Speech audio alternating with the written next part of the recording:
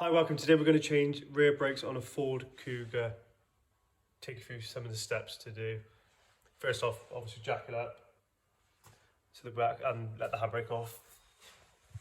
As some of you know, Fords are terrible for their wheel nuts for swelling. So you can actually buy a set, Sealy Cell, this set. It's the only thing Sealy Cell are any good. And they have actually got the normal size sockets, so like 19, where 19 doesn't, it should be a 19, but it's swelled, so you can't get 19 on there. We do 19.5, and then it fits, and you don't get your socket stuck, or you don't try and pull off the outer casing of the wheel nut.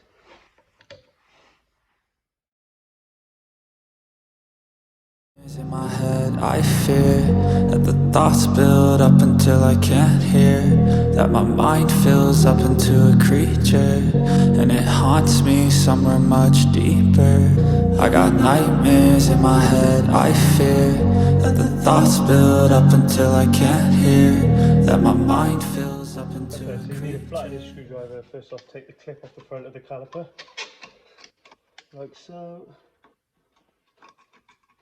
Sometimes you stick in there a little bit. Take a little bit of wiggling to get out.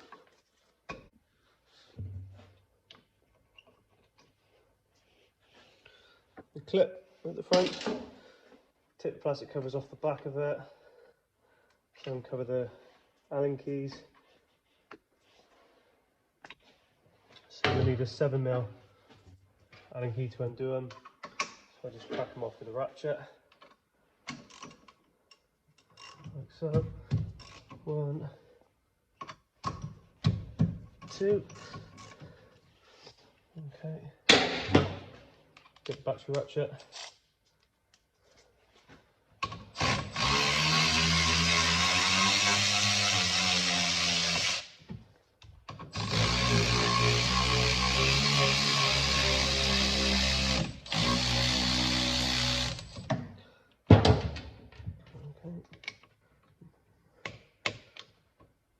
Push the bolt back.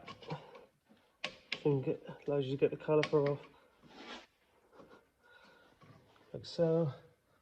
Okay, then get your flathead screwdriver and just work the caliper off. Bit at the bottom, bit at the top. Caliper's free. See, the outer pad is running on the thin side. The inner pad is not doing too bad, to be fair. But the discs are alright, so I don't want to go to the metal and take the discs out. I don't need new discs. Okay, so now what we need to do, we need to clean up the carrier.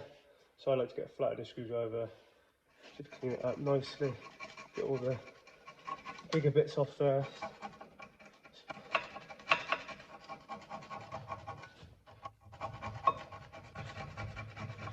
Scrape off all of the rests.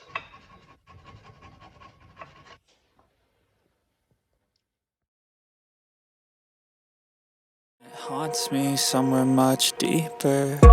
Anxiety filling up every space, no privacy. Clean the carrier up. You just want to make sure, check the caliper, make sure there's no split in the boot. Make sure it's all complete.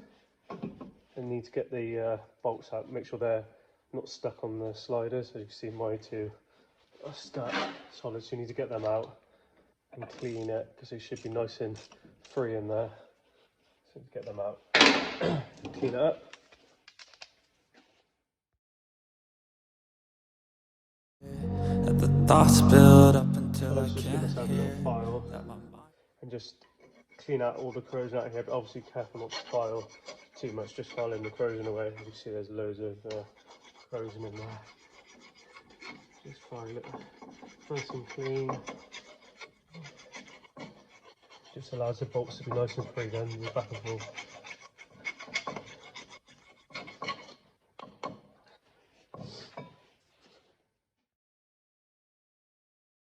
Feel like the end's in sight for me, but let's be really real, anxiety can foggy all this stuff. I've been feeling weird, I can't seem to focus good enough. Nothing's really clear, sometimes it could be a little tough. I just need to feel like the end's in sight for me, but let's be really real, anxiety Okay guys, sorry about the background noise, it's the airline going off. So we just need, all you need now is one of the caliper winding back tools. You don't need an airline one, this just makes it easier for yourself to wind it back.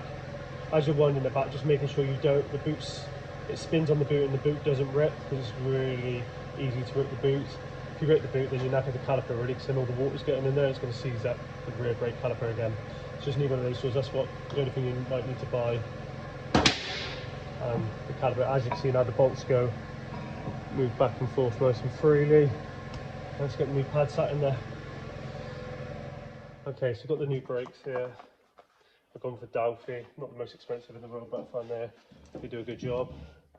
Just open the packaging up, make sure they're the correct brake pads. Just by checking what you do, the old pad, just have a visual check and just make sure they are the same size. Obviously that one's the back pad, this one's for the and then that one there's for the front pad. If you forget what pad goes where, as you can see the front pad is different to the back pad.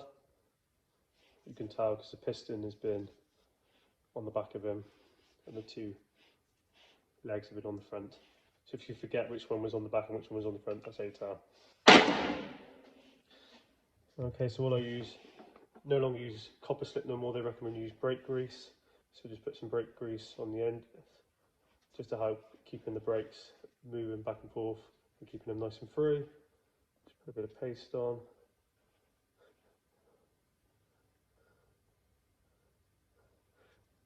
Obviously you don't want to put it on the pad itself because that will not help you with your brakes. It might slide all over the place.